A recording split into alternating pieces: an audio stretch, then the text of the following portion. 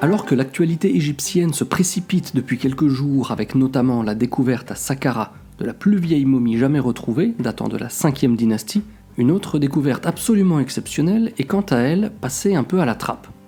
D'ailleurs, si vous me suivez sur Facebook, vous avez vu les posts consacrés à toutes les autres découvertes, donc n'hésitez pas à m'y rejoindre. Cette découverte, c'est l'histoire d'une première depuis 100 ans.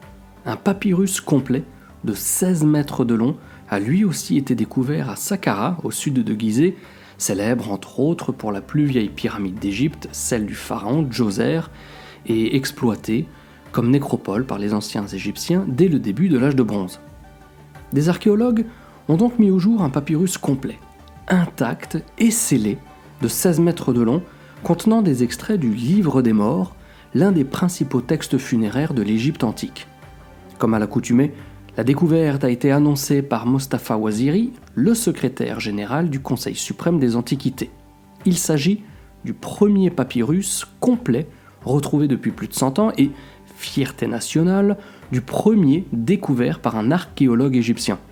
Le document se trouvait dans l'un des 250 sarcophages découverts en 2022, datant de la basse époque, allant de 712 à 332 avant Jésus-Christ. Mostafa Waziri a fait savoir que les archéologues avaient eu la surprise de découvrir un papyrus bien plus long qu'ils ne le pensaient avant sa restauration, qui vient d'être achevée au laboratoire du musée égyptien du Caire. Initialement estimé à 9 mètres, sa longueur a été réévaluée à 16 mètres une fois l'objet parfaitement déroulé et remis en état. Il devrait être exposé prochainement au Grand Musée égyptien du Caire, dont l'ouverture se fait attendre, mais qui devrait avoir lieu, espérons-le, en 2023.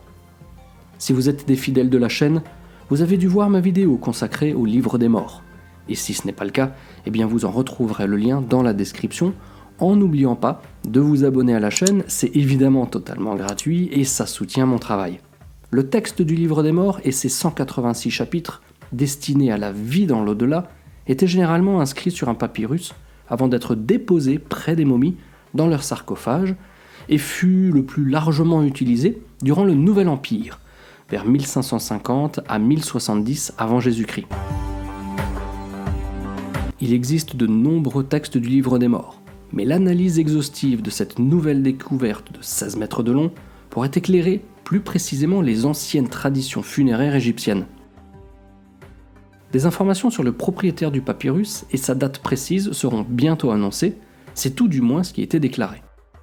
Alors que cet exemplaire mesure 16 mètres, il faut savoir qu'il existe d'autres exemples de papyrus du Livre des Morts atteignant cette longueur, voire plus, avec le plus long d'entre eux atteignant les 30 mètres de long.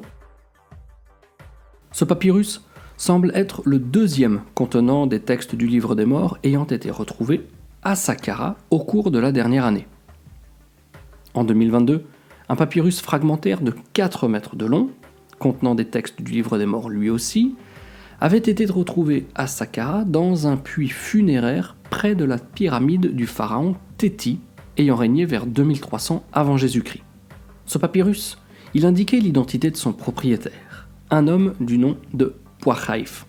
Bien qu'il ait été enterré près de la pyramide du pharaon Téti, Pouachaïf a vécu plusieurs siècles après le règne du souverain.